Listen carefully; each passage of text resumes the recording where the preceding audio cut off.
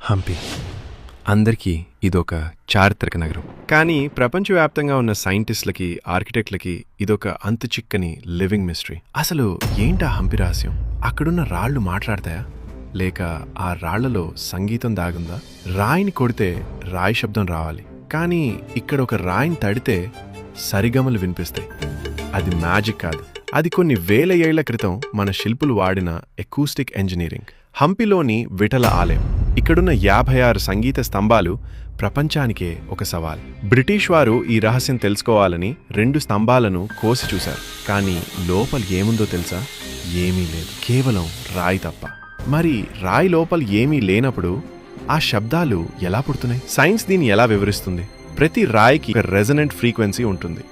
ఈ స్తంభాలను మలిచిన శిల్పులు రాయిలోని అణువులను ఎలా మార్చారంటే, వాటిని తాకగానే అవి వేర్వేరు వాయిద్యాల శబ్దాలను, అంటే వీణ, మృదంగం, ఘటం వంటి శబ్దాలను పలికిస్తాయి. ఇది కేవలం ఆర్కిటెక్చర్ కాదు, ఇదొక సానిక్ సైన్స్.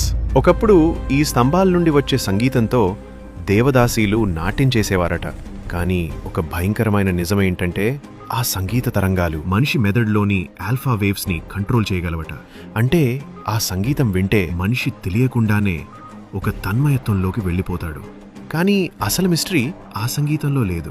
ఆ సంగీతం వెనుక ఉన్న ఫ్రీక్వెన్సీ కోడ్లో మీకు తెలుసా? హంపీలో ఒక రహస్య స్తంభం ఉంది. దాన్ని ఒక పద్ధతిలో తడితే అది ఒక సానిక్ కీలా పనిచేస్తుందట. ఆ తాళం తెరిస్తే ఏమవుతుంది?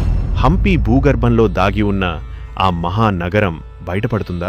ఆ రహస్య స్తంభం ఎక్కడుంది, మరియు ఆ శబ్దంతో రాళ్లను ఎలా కరిగించేవారు అనేది